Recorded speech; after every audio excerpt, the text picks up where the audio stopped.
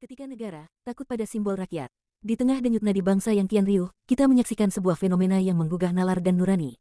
Langit kemerdekaan yang seharusnya hanya dihiasi sang saka merah putih, kini disusupi oleh selembar kain hitam bergambar tengkorak. Ini bukan sekadar lelucon anak muda, atau tren musiman, melainkan sebuah sinyal semesta, sebuah cermin yang memantulkan bayangan gelap dari realitas yang enggan kita akui.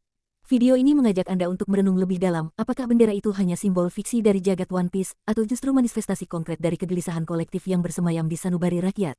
Mari kita bedah bersama, makna tersembunyi di balik fenomena ini, menelusuri pesan-pesan filosofis dan sosiologis yang tersembunyi di baliknya.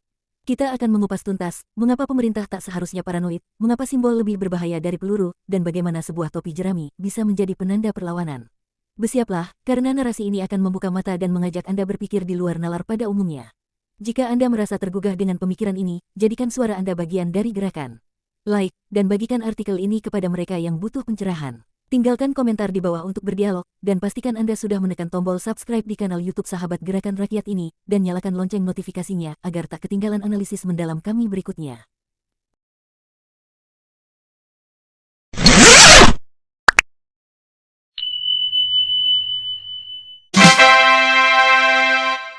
Sebuah cermin di langit merah putih, ketika simbol berbicara.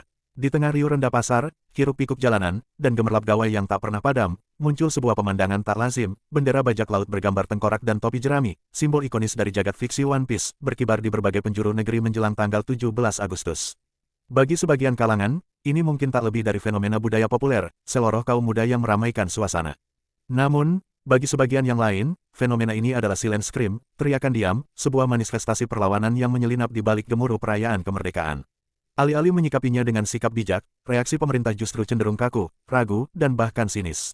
Menganggapnya sebagai tindakan provokatif atau berbahaya, seolah-olah selembar kain fiksi lebih menakutkan daripada angka-angka inflasi, kemiskinan, dan pengangguran yang kian membengkak.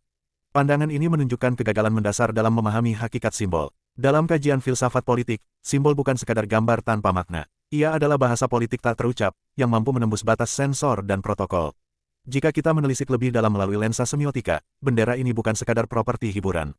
Tengkorak, sebagai signifir klasik, adalah metafora universal tentang kematian, kematian keadilan, kematian harapan, dan matinya cita-cita. Sementara itu, topi jerami yang dikenakan sang tengkorak, melambangkan kebebasan yang egaliter, kesederhanaan, dan perlawanan terhadap arogansi kekuasaan.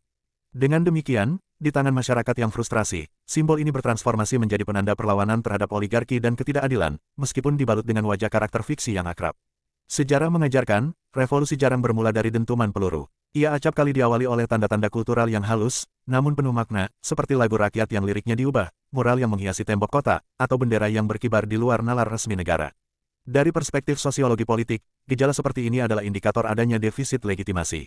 Ketika rakyat merasa jalur-jalur formal untuk menyuarakan aspirasi mereka tertutup, mereka mencari bahasa baru yang bisa dipahami sesamanya, meski tidak dimengerti, atau pura-pura tidak dimengerti, oleh penguasa. Dalam filsafat pemerintahan, Plato pernah berujar, negara yang takut pada seniman dan simbol, sejatinya sedang takut pada rakyatnya sendiri.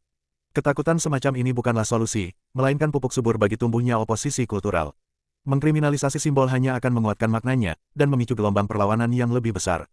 Oleh karena itu, alih-alih terburu-buru memukul palu tuduhan, pemerintah sebaiknya bijaksana dalam menafsirkan fenomena ini. Tugas negara bukanlah membungkam bahasa rakyat, melainkan meresponsnya dengan kebijakan yang memulihkan rasa keadilan. Bendera One Piece yang berkibar itu, bukanlah seruan untuk mengangkat senjata, melainkan sebuah undangan tulus untuk berdialog, tentang arah bangsa, tentang harga diri, dan tentang cita-cita yang mulai pudar di tengah pesta demokrasi yang kian mahal namun miskin makna. Jika kelak momen ini tercatat dalam sejarah, semoga ia dikenang, bukan sebagai kisah paranoia negara terhadap selembar kain, melainkan sebagai awal kebangkitan dialog yang tulus antara rakyat dan pemimpinnya. Sebab, kemerdekaan sejati bukanlah kebebasan tanpa gangguan, melainkan keberanian untuk mendengar suara yang mengganggu. Dan ketika bendera tengkorak bertopi jerami itu berkibar di langit kemerdekaan, mungkin ia sedang berbisik kepada kita semua. Bangunlah, sebelum kapal ini karam.